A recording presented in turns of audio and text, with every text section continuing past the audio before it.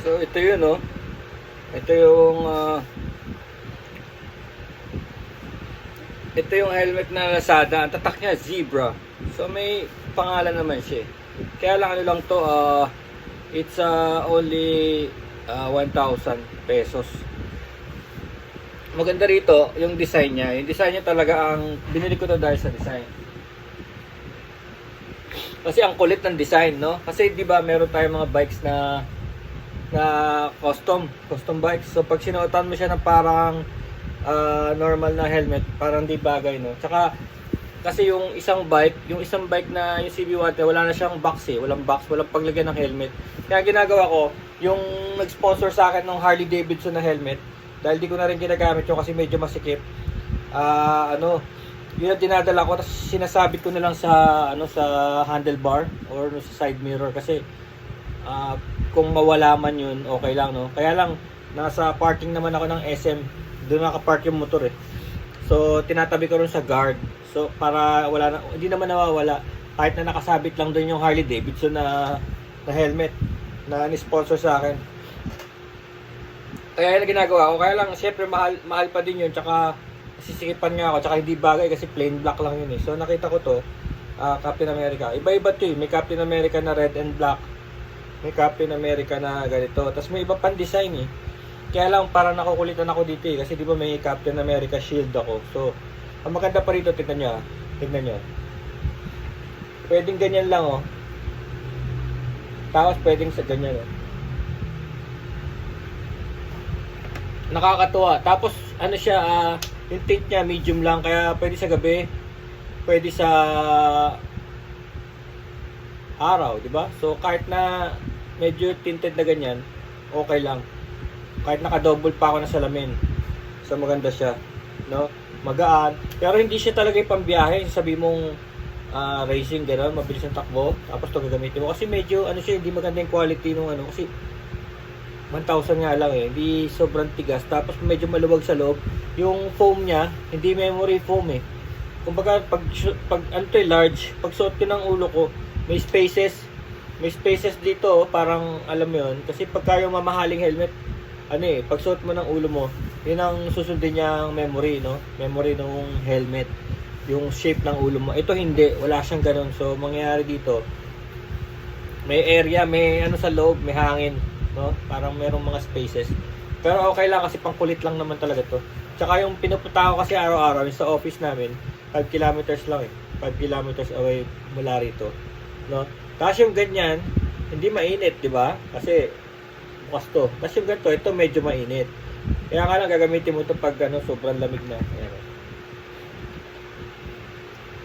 Tapos naririnig mo rin yung sarili mo. Kasi saradong sarado.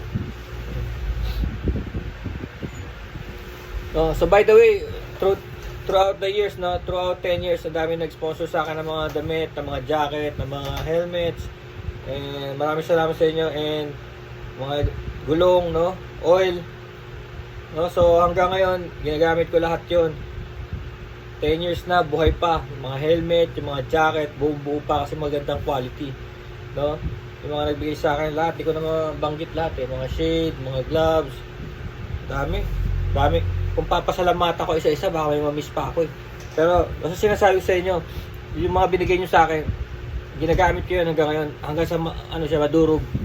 Hanggang sa madurog siya, ginagamit. Walang sayang sa mga binigay nyo sa akin. No? Tapos yung mga tinanggihan ko sa sponsorship, kasi dati may mga tinanggihan ako mga sponsors eh, kagaya nung, hindi ako naniniwala kasi dati rin sa, sa sealant, sa gulong. Kala ko hindi totoo yun. Pero as you can see ngayon, totoo nga yung mga sealant sa gulong. Kasi dati kasi, nung lumabas yung sealant na yun, yung parang gatas, ano siya eh, mahal siya eh, parang libo-libo siya nun eh, nung bagong labas niya. Matagal na. May 10 years na nung unang lumabas siya. Libo-libo halaga niyan. Ngayon, magkano na lang? Diba? 100 na lang yata. O less than pa. Less than 100 pesos. Tapos yung isa naman, yung hindi rin ako bumili, yung may airbag ka sa jacket, yun, hindi talaga ako naniwala doon. Kasi, sabi ko hindi yan papatok. Unang-una, yung airbag, mas mahal pa rin sa motor, no? Kasi airbag lumalabas 47,000. Up to 67,000, no? ano yun eh, parang yung jacket mo nakatali sa motor mo, kaya pagka sa may plaka nagkahiwalay kayo ng motor mo, may tali, no? Pag naputol yun, puputok yung parang high pressure na canister. Alam mo yung sa mga barrel, sa mga air gun, high pressure yun dito sa puso mo, no? Puputok yun, tapos bubukas yung airbag. So hindi ako naniwala doon, kaya di ko tinanggap yun. Pero tama naman ako hanggang ngayon. Wala masyadong gumagamit doon. Una-una, alam mo kung bakit, kung ano yung nakita ko ron. Yung high pressure na tangke na nandito sa may katawan ng tao, no? So pag yun sumabog, accidentally sumabog sa katawan mo, patay ka, no? Patay ka dahil sasabog yung tangke. Isipin mo yung tangke na yun, ang lakas ng pressure. Diba? Pag na-puncture yun, so hindi, kaya nasira yung seal niya. Yung seal, kaya hindi ako naniwala doon. So, totoo naman, hanggang ngayon, hindi pa rin siya sikat. No? Pero yung tire sealant, pumatok siya. Tsaka yung meron pa ako hindi pinaniniwalaan yung mga oil na dumidikit sa makina, sa gears. No? Hindi ako naniniwala dati nun. Sabi ko, kasi ginagawa nila, kakabit nila yung oil nila, tapos pagka tatanggalin nila yung oil, di-drain nila, tapos patatakboy nila yung makina. So, parang hindi kailangan ng oil. Ganun. Pero totoo pala yun. Hanggang ngayon, may mga nag-sponsor sa akin ngayon dyan. Inobserbahan ko pa eh. Pero, superior oil, no? So, may vlog tayo nung tambayan ni Kikay. Superior oil. Yung kumakabit sa makina daw, kasi tinanggal nga nung ahente nila yung oil sa motor, tapos tinatakbo, no? So doon pa lang naniniwala ka na meron siyang para magnetic effect, didikit siya sa gears, no? So yun